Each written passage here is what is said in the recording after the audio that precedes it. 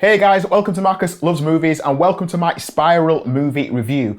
Or to give it its full title, Spiral from the Book of Saw. It's the 9th installment in the Saw franchise.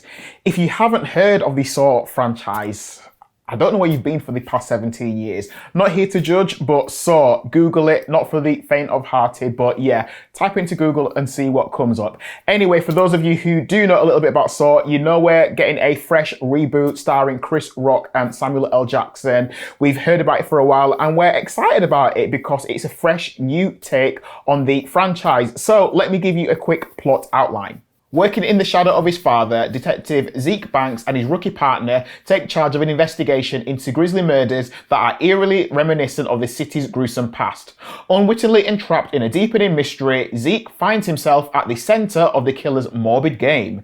The movie is directed by Darren Lynn Bousman and it stars Chris Rock, Max Minghella, Samuel L. Jackson and Marisol Nichols. So I was really interested to see what a Saw movie starring Chris Rock would look like. Obviously, we think about Chris Rock, we think about stand-up comedy, we think about those funny roles, and seeing him do something serious like this, where he's going against a serial killer, I mean, I pictured it as, look, if Jigsaw said to me, let's play a game and try to saw off my leg, I'd be like, please, y'all can't play me. That is a terrible, terrible Chris Rock impression, and I do apologise.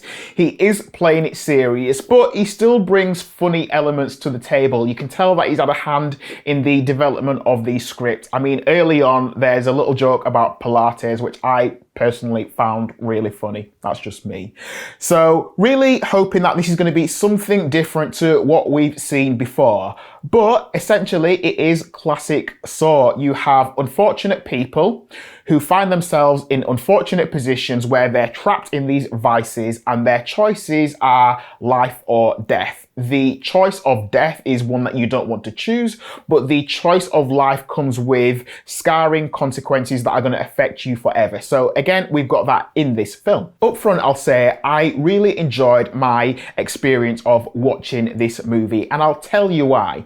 This was my first film back on the big screen. The cinemas in the UK are open again, and this is the first film I've seen on the big screen in 2021. So yeah, loving it. Loving that experience. I'm back with my chocolates and my ice cream because I'm a healthy guy. I'm back in a seat that reclines. I'm back with the biggest telly I've seen in a long time. I am loving it. I'm watching A-listers in Rock and Samuel L. Jackson on the big screen. I'm here for it. It is all good.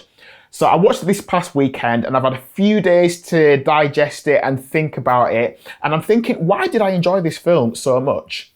Did I enjoy it because the film was brilliant, or did I enjoy it because I was back in the cinema watching the big screen and having a lovely experience? I think it's probably slightly more, if I'm being honest, it's probably slightly more the latter. Because in hindsight, the film was good.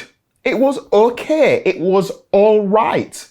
It wasn't brilliant, and you know, let's talk about it. The film has got lots of tension, which is what you expect in a Saw film. It is life and death consequences on screen, and even though there are characters that are likable and not so likable, and characters that you think, I don't mind if you get bumped off because you're already a nasty piece of work, you still want people to get out of these horrible moments because essentially you're right there with them, and if someone's trapped in something, you get that sense of you're trying to get out of it as well. But on some level, I feel like we've got two movies on our hands. We've got the Saw film where you've got the standard torturous traps and you're trying to see people get out of that. And we've also got a cop film that I feel like we've seen several times before. So Zeke gets partnered up with a rookie. Immediately, they're not going to like each other, right? So that's happening. And then you've also got other cops who don't like Zeke because they think he's a rat because he's ratted out other cops in the past. So our main protagonist has other cops in the department which don't like him. I think we've seen that before as well. There's also corruption in that police department. I think we've seen that before as well. And there are characters who clearly aren't nice people and we're just waiting for them to get bumped off. And when they do get bumped off, unfortunately, we're probably going to be all right with that. So the fact that it's the cops who are being targeted by the serial killer because of police corruption feels quite interesting. It's relevant to the age that we're living in, where we're seeing police do all sorts of questionable things, caught on body cameras, and not always suffering the consequences that we feel like they should suffer. So that's interesting. However, that alone, I don't believe makes this film feel completely brand new and refreshing compared to all of the other Saw films that we've seen before. It was nice to see Chris Rock fronting this film. That was different, but the director, Darren Lynn Bousman, has already directed 3 Saw films, so Spiral is his 4th. And I do wonder if a different director would have brought a completely fresh approach to this film. In terms of production design, the film looks good, it looks polished, it's clearly had some money spent on it. I believe the budget for the very first Saw film was $1 million, whereas the budget for this film was $20 million, so it's clearly had some investment in it. It's shot well. There was a unbroken take, which I quite liked, which involves 2 police officers walking to a crime scene, and it's a nice unbroken take, and there's some nice dialogue in there as well.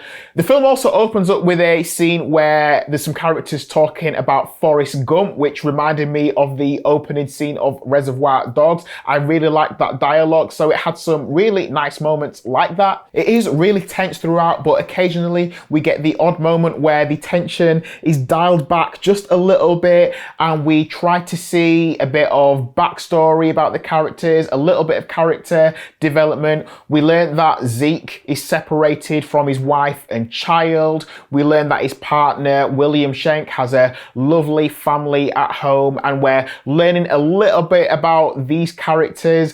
And then it goes right back up to tense, torture, angst. We get all of that. But if you were to remove the banner of Saw from this film, you'd have a pretty standard cop thriller with a serial killer doing horrible things, and you'd be none the wiser. It looks like we may get a sequel. The door has been left open for that, and if a sequel does happen, I'll happily watch it. It was a 90-minute movie, and it was quite fast-paced. The tension kept me glued to the screen, and it wasn't brilliant, but it was still an enjoyable Friday night film. And I'll probably just remember this film because it was my first film back in the cinema in 2021. So by no means amazing, by no means brilliant, but certainly a decent film that, yeah, worth a watch, and worth a watch on the big screen. So my official Marcus Loves Movies for Spiral from the Book of Saw is 3.5 stars.